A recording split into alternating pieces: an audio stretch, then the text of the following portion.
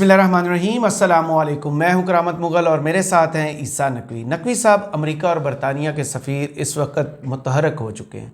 8 फरवरी को इंतखाबात हैं। क्या मंजरनामा बनता दिखाई दे रहा है? देखिए, मंजरनामा बहुत सारे लोगों को लग रहा है कि सिर्फ इन मुलाकातों से हो रहा है। ये कि अमरीकी सफ़ीर गए, नवाज शरीफ से मुलाकात की, आसिफ जरदारी से बरतानवी हाई कमिश्नर ने मुलाकात कर ली, बरतानवी हाई कमिश्नर ने 2 दिन पहले मियाँ साहब से मुलाकात कर ली थी, या यूसुफ रज़ा गिलानी से, जहांगीर तरीन से मुलाकातें कर ली अमरीकी सफ़ीर ने। ये तो मुलाकातें ऑन द रिकॉर्ड हैं जी। ऑन द रिकॉर्ड मुलाकातों में जाहिर है कि कुछ ना कुछ होता है, लेकिन जो खुफिया मुलाकातें होती हैं वो तो फिर असल मुलाकातें होती हैं। सही। मुबैना खुफिया मुलाकातें। जी। एक डॉक्टर साहब के फार्म हाउस पर मियाँ साहब की, मियाँ मोहम्मद नवाज शरीफ की। अच्छा, अभी पहले ज़रा मंजरनामा, फिर ये खुफिया मुलाकातों के हवाले से ये ओवरऑल जो मंजरनामा बन रहा है। देखें, 8 फरवरी को इलेक्शन है, हर पार्टी अपने ज़ोर लगाती है। अमेरिका और बरतानिया को पाकिस्तान के डिक्लेयर्ड दुश्मन मुल्क नहीं है। जी। पूरी दुनिया में सफ़ीर मुलाकातें करते हैं। पाकिस्तान में आप इलेक्शंस के हवाले से जिन लोगों की याददाश्तों में या 2002 का, 8 का, 13 का, 18 का इलेक्शन है, उससे पहले भी सफ़ीर मुलाकातें करते हैं। ये जब रिजीम चेंज हो रहा था, इससे पहले भी मुलाकातें हुई थी, उसके बाद भी मुलाकातें हुई हैं। तो मुलाकातें चलती रहती हैं। असल चीज़ ये होती है कि मुलाकातों में हो क्या रहा है। कुछ चीज़ें सामने आ रही हैं। अब जो खबर, मैं पहले खबर रख देता हूँ, जो खबर रिपोर्ट हुई है, और मामला ये है कि इन मुलाकातों के बाद जो दावा किया गया है ना, वो बड़ा हैरान कौन है। सही। यानी मेरे लिए ऐसा है कि यूँ समझें कि आप कहें कि दिन को रात कह दें। इतना कि एक बंदा खड़ा हो सामने, उसको नज़र आ रहा हो कि भरपूर सूरज सवा नेज़े के ऊपर है, और वो शख्स कहे कि रात हो रही है। सही। और वो भी अमावस की काली सियारा उसको करार दे। इतना बड़ा दावा किया गया इन मुलाकातों के बाद, और दावा आया भी मुलाकातों के बाद है। ऑन ग्राउंड सिचुएशन क्या है, दावा क्या किया जा रहा है, वो ज़रा एनालाइज करेंगे उन मुलाकातों के साथ जो मुबैना खुफिया मुलाकातें हैं मियाँ साहब की डॉक्टर साहब के फार्म हाउस पर। सही। अच्छा, ये पहले तो देख लें जनाब, जो जियो टीवी ने खबर रिपोर्ट की है। इलेक्शन से 3 माह कबल अमरीकी और बरतानवी सफ़ीरों की पाकिस्तानी सियासतदानों से मुलाकातें। इलेक्शन से 3 माह कबल अमरीकी और बरतानवी सफ़ीरों ने मुख्तलिफ पाकिस्तानी सियासतदानों से अलग-अलग मुलाकातें की हैं। लाहौर में नवाज शरीफ से डोनाल्ड ब्लूम ने मुलाकात की, तो कराची में आसिफ जरदारी से बरतानवी हाई कमिश्नर जेन मैरियट ने मुलाकात की। मुल्तान में डोनाल्ड ब्लूम यूसुफ रज़ा गिलानी से मिलने उनके घर गए।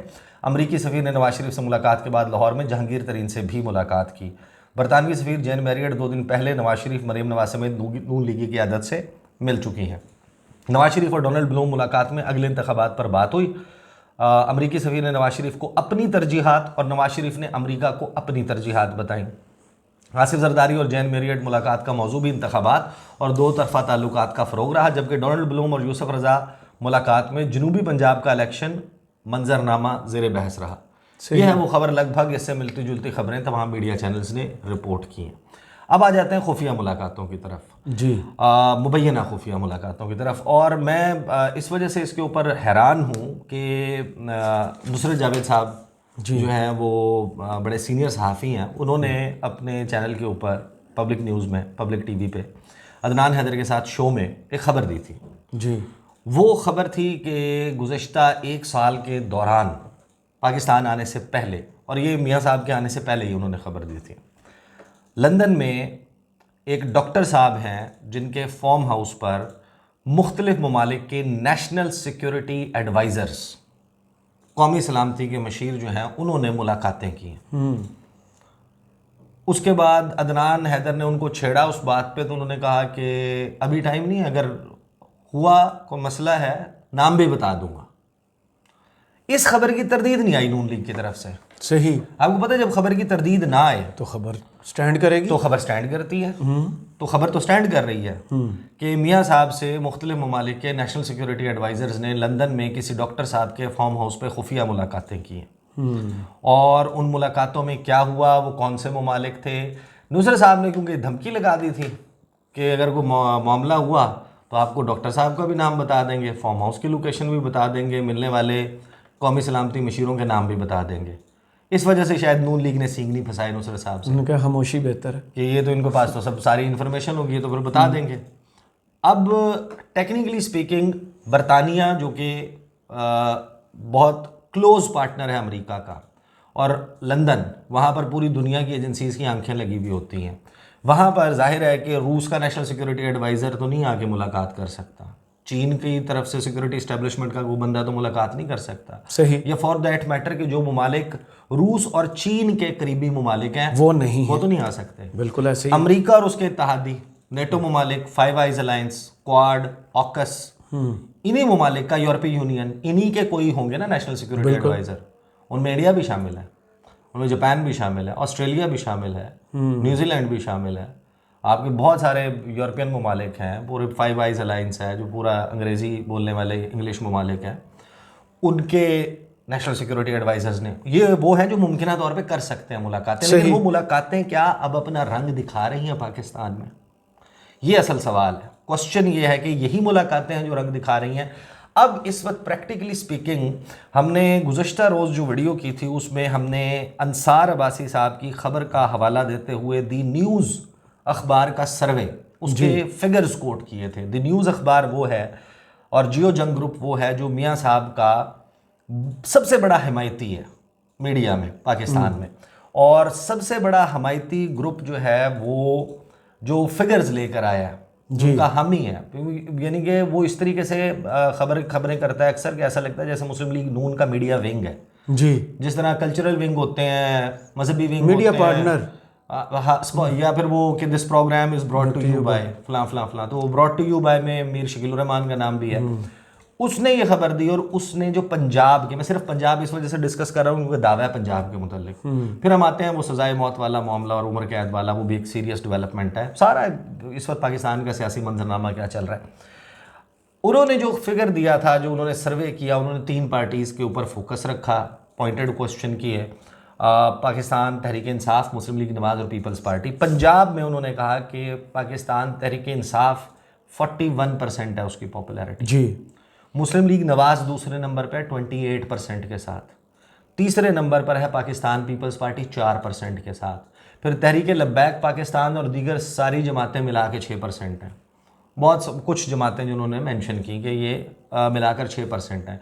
41% का मतलब ये 28% हो गई नून लीग, 4% उनका 32 ऐड कर ले 32 और 6% ऐड कर ले 38, फिर भी 3% ज़्यादा पॉपुलैरिटी जो है वो खान साहब की पंजाब में है। केपी के फिगर तो बहुत ही फिनोमिनल थे ना, और इवन सिंध के और बलूचिस्तान के figures PTI was above any other political party. बिल्कुल ऐसे ही। अब आप इन फिगर्स को जहन में रखें और दावा क्या किया जाता है राना सनाउल्लाह साहब की तरफ से। मैं आपको बता देता हूँ राना सनाउल्लाह साहब ने जो दावा किया, मैं खबर भी आपके सामने रख देता हूँ, लेकिन पहले मैं आपको दावत बता देता हूँ। वो कह रहे हैं कि नून लीग इलेक्शन में पंजाब से कौमी असम्बली की 125 नशिस्तें जीतेगी, राना सनाउल्लाह का दावा। अब आप अंदाज़ा लगाएं, 125 कुल 141 नशिस्तें हैं जी पंजाब में, 141, उसका 125 अगर उसमें से कोई सीट लेता है वो बनता है 88.65% सीट्स, 88, 3/4, बहुत ह्यूज नंबर बता गए। अस्करियत या अक्सरियत, अक्सरियत, अच्छा सॉरी, मेजॉरिटी, अक्सरियत का दावा, यानी वाइट वॉश कर देंगे, क्लीन स्वीप कर देंगे, जमानतें जब्त करवा देंगे। नून लीग की इस वक्त सियासी औकात अगर किसी ने देखनी है, वो शुरू हो इस्लामाबाद के मारगला क्रिकेट ग्राउंड से, जो वहां पर वॉक करने के लिए आ रहे होते हैं लोग, हम जाते हैं, हम बात करते हैं लोगों से, वहां से होता हुआ पारा मार्केट से जाए कराची कंपनी, इस्लामाबाद में फिर आज रावलपिंडी राजा बाजार जाए, नरनकारी बाजार जाए, कमर्शियल मार्केट जाए, सदर, लाल कुर्ती जाए, सदर जाए, इन इलाकों में, ये डीएचए, बैरिया, ये इन तमाम इलाकों में जाए। उसके बाद शुरू हो जाए, ये जीटी रोड से निकले जाए ना लाहौर तक जी, वहाँ से आए मुल्तान तक, जाए आगे रहीम यार खान तक, वापस मुड़ के आए अलीपुर से होते हुए हमारे लिया, डीजी खान, राजनपुर, यहाँ से निकलता हुआ वापस एक पिंडी की तरफ आए। पूछे ना लोगों से, 88.65%। आप जरा गुजरात वालों से पूछना, मेहरबानी है। चलें जी गुजरात वाले, अब तुसी भी दस दो जी, तुसी भी दस दो। नामुमकिन है ये चीज़। इनका दावा, इनका अपना गवर्नमेंट जाने से पहले जो सर्वे करवाया था, इनके पास सिर्फ एक डिस्ट्रिक्ट आई थी, नारोवाल। आप सब कुछ छोड़े, आप मुझे एक बात बताएं, अगर आप 88.65% लेने के दावा कर रहे हैं, आपको चौधरी शुजात साहब की टूटी भजी जमात के साथ सीट एडजस्टमेंट करने की क्या ज़रूरत है? बताइए। यार जिनके पास टोटल सीटें चाहिए, जिनकी 88% सीटें होती हैं ना, वो दूसरी जमातों को कहती हैं कि तुम्हारा वजूद खत्म हो चुका, अब हमारे में जम हो जाओ, मर्जर कर जाओ, बैत कर लो हमारे हाथ पे, हमारे चौथे नंबर के लीडर बन जाओ। हमारे ऊपर वाले 4 अगर दुनिया से टुर गए, नाअहल हो गए, हिस्सा ना ले पाए, तो टिकट तुम्हें दे देंगे। सही। 88% वाले चौधरी शुजात के गिट्टों में नहीं बैठे होते।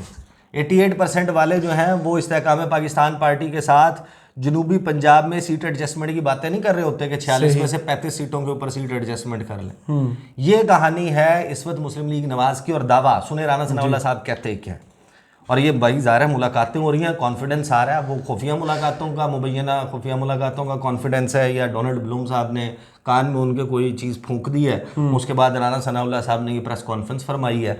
देखिए, आप मकबूलियत के दावे ये वो ज़ाहिर है सारी सियासी जमातें करती हैं। आप जब फिगर देते हैं ना, वो गलत बात है, वो बड़ा पीछा करेंगे, वो बड़ा हैरान कौन होता है। अच्छा जी, राना सनाउल्लाह ने दावा किया कि नून लीग आइंदा इलेक्शन में पंजाब से कौमी असम्बली की 125 नशिस्तें जीतेगी। लाहौर में मीडिया से गुफ्तगू में राना सनाउल्लाह का कहना था कि हमें हर हल्के में 1 से ज़ायद चॉइसेस मैसर हैं। बिल्कुल होंगी, क्योंकि हवा बनी हुई है ना, जाहिर है लोग तो है ना, जमात तो एग्जिस्ट करती है, उनके वोटर सपोर्टर हैं, तो जाहिर है कि उनके पास होंगे और फिर वो कहते हैं असल चीज़ तो ये है ना कि आवाम है, वोटर हैं आपके पास। वो तो सबसे बड़ा क्वेश्चन है ना। हमारे कारकुनान और लीडर्स ने इलेक्शन लड़ने का इरादा जाहिर किया। अगले हफ्ते से पार्लिमानी बोर्ड्स की मीटिंग का आगाज़ करेंगे और हर डिवीज़न को अलहदा से देखते हुए फैसला करेंगे। उन्होंने कहा कि पंजाब में हर डिवीजनल हेडक्वार्टर में नवाज शरीफ बड़ा जलसा करेंगे, इलेक्शन मुहिम को मुनज़्ज़म अंदाज में चलाने का फैसला किया है। मैं आपको एक बात बताऊं, लिटमस टेस्ट होता है। मैं एक वाक़या सुना दूं अगर आप इजाज़त दें। हाल तो मैं उस वाक़े की हिमायत नहीं करता, किसी को भी किसी के साथ फिजिकल होने की। मैं आप झन का अगर वाक़या सुना रहे हैं तो मैं नहीं आपको सुनाने दूंगा। हाँ वही ना, बिल्कुल उसकी हिमायत नहीं करते, लेकिन आपने लोगों में निकल के देखा क्या? नहीं, अब देखें लिटमस टेस्ट क्या है। मैं नहीं, हाल तो मैंने पहले बोला है कि इसकी बिल्कुल हिमायत नहीं की जा लोग उसके ऊपर वो होंगे। I also do not want to discuss that bad taste, it shouldn't happen, but it is a taste. लोगों ने अपना जो गम और गुस्सा है उसका निकालने का तरीका physical ballot box. Sir physical नहीं, ये बैलेट बॉक्स है, बैलेट बॉक्स है। आप कभी भी उसका जो है वो कोई भी इस किस्म की बात करने का किसी के साथ भी नहीं, किसी के साथ भी नहीं होनी। किसी के चले, having said that, I am sorry, मैं but it is a fact. लोग ये भी कहते हैं कि मैं हुआ तो है ना सर, उसको तो न्याय नहीं कर सकते। वाकया हुआ, बस ठीक है, हो गया, रिपोर्ट हो गया, but let's just not discuss that. मैं आपको लिटमस टेस्ट बता रहा हूँ। लिटमस टेस्ट ये है, ये कह रहे हैं ना कि हर डिविजनल हेडक्वार्टर, और खान साहब ने भी किए थे, मियाँ साहब हर उस मकाम पे, वेन्यू पे, लेवल प्लेइंग फील्ड का तो पलड़ा झुका हुआ है ना आपके पास, आप हर उस जगह पे जलसा करते हैं, मज़ा आ जाए। आप जाएं, आप जाके जनाब कहें कि मैं मीनार पाकिस्तान तो चलो हो गया ना, आपने वो कर लिया था, आप वो करें, वो हॉकी स्टेडियम में जलसा करें, जाए ना यार ये बहुत बड़ा चैलेंज है। अटक में जहाँ किया जो 14 अगस्त वाला जलसा लोग था, ड्रोन उड़ाएंगे ना, लोग ड्रोन उड़ाएंगे, देख लेंगे। आए इधर ये इस्लामाबाद में, धोबी घाट चले जाएं, फैसलाबाद, उसमें जगह कम पड़ी थी, फिर उन्होंने स्टेडियम में शिफ्ट किया था, आपको याद होगा। इस्लामाबाद में आ जाएंगे, परेड ग्राउंड, यहाँ पे करें जलसा। यार बहुत बड़ी ग्राउंड है, ना करें। पता है कितने किलोमीटर लंबी है वो। चले यार, छोड़े दावे पे वापस आ जाते हैं। लियाकत बाग ही ठीक है। हाँ, लियाकत बाग ठीक है। अच्छा, उनका कहना था कि वक्त का तकाजा है एक तजुर्बाकार और मुखलिस क़यादत मुल्क को बहरान से निकालने के लिए लीड करे। नवाज शरीफ ने पहले भी 2 मरतबा मुल्क को ऐसे बहरानों से निकाला है। पाकिस्तान के खिलाफ साजिश ना की जाती तो मुल्क आज तरक्की की मंजिलें तय कर रहा होता। चाहिए जो कह रहे हैं ना साजिश ना की जाती है, कहते हैं फ़ौज ने साजिश की थी, ये भी मैं मेंशन कर दूँ। हमने साजिशों, हालात, मुश्किलात, झूठे मुकदमात के खिलाफ जुर्रत और हौसले के साथ सामना किया। हमने मुल्क को बहरान से निकालने का अज़म और कौम से वादा किया है। लीगी रहनुमा का कहना था कि तनकीद का हम बुरा नहीं मनाते, तनकीद एक दायरे और हद में होनी चाहिए, तनकीद सियासी अंदाज में होनी चाहिए, ऐसी तनकीद को बर्दाश्त किया जा सकता है।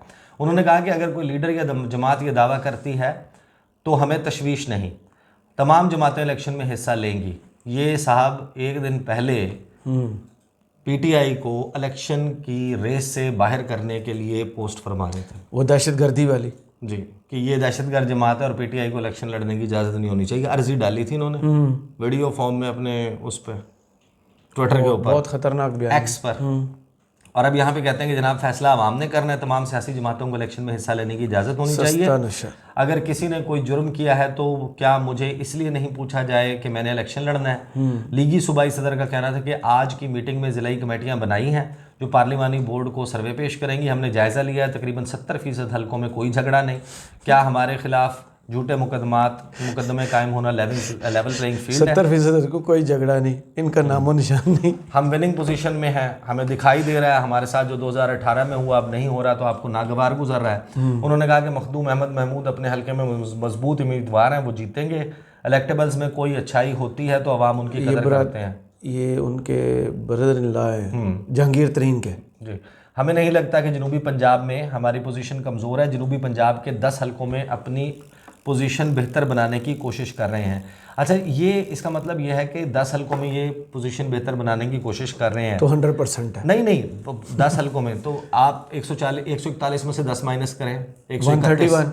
इसका मतलब है कि इनके हिसाब में ये 10 हल्के कमज़ोर हैं। 131 में से 125 सीटें जीतने के दावेदार जी जनाब 10 पे भी मेहनत कर रहे हैं, वो भी आ जाएंगे, वो भी आ जाएंगे। अच्छा, ये है दावा जो किया गया। अब आ जाए जनाब, इसी दौरान हम खबर एक और आई जो इस्लामाबाद हाई कोर्ट ने ऑब्जर्वेशन दी है, which is very serious PTI के लिए, कि चेयरमैन पीटीआई पर जो लगी दफात है उसमें सज़ा उम्र कैद सज़ाए मौत है। इस्लामाबाद हाई कोर्ट, ये जो तफसीली फैसला जारी हुआ है ना जी, शाह महमूद 10 सफ़ात वाला, मैं इसकी ज़रा जल्दी से आपके सामने रीड आउट कर देता हूँ। इस्लामाबाद हाई कोर्ट ने साइफर केस में पीटीआई के वाइस चेयरमैन शाह महमूद कुरैशी की ज़मानत मुस्तरद करने का तफसीली फ़ैसला जारी कर दिया। इस्लामाबाद हाई कोर्ट के चीफ जस्टिस आमिर फारूक ने 10 सफ़ात पर मुश्तमिल तफसीली फ़ैसला जारी किया, जिसमें कहा गया कि जुर्म पर उकसाने, जुर्म की साजिश या मुआवनत करने वाले को मरकज़ी जुर्म करने की तरह ही देखा जाएगा। अदालती फैसले में कहा गया है कि चेयरमैन पीटीआई पर लगी दफात में सज़ा उम्र कैद सज़ाए मौत है। शाह महमूद कुरैशी को भी उसी तनाजुर में देखा जाएगा। फिर अदालती फैसले में कहा गया कि बिलाशुबा ज़मानत सज़ा रोकना नहीं है। उम्र कैद और सज़ाए मौत के मुल्ज़िमान को अदालतें ज़मानत देने में एहतियात से काम लेती हैं, जबकि इस किस्म के केसेस में जब तक माकूल वजह मौजूद ना हो ज़मानत नहीं दी जा सकती।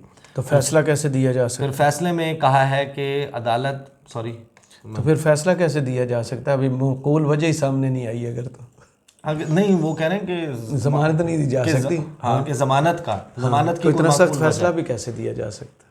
मैं वो कह रहा हूँ, अब आगे चलें। अच्छा, हाँ, नहीं, एक्सट्रीम दोनों पोजीशन है ना। हाँ, फैसले में कहा गया है कि अदालत जमानत मुस्तरद करके हिदायत करती है कि ट्रायल 4 हफ्ते में मुकम्मल किया जाए।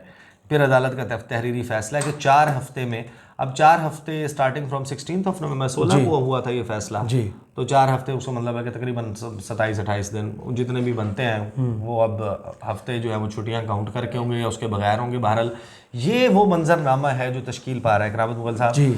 और मुलाकातें जो हैं वो ज़ाहिर है कि सफ़ीर एक्टिव हुए हुए हैं, वो पॉलिटिकल पल्स भी लेते हैं, अपने हेडक्वार्टर्स को रिपोर्ट बैक भी करते हैं। और क्या ये इमरान खान से मिलने की भी दरख्वास्त करेंगे? क्योंकि अगर लेवल प्लेइंग फील्ड और सब इक्वल हैं उनके लिए। नहीं, इमरान खान पॉसिबल है लेकिन मुमकिन नहीं है। अलबत्ता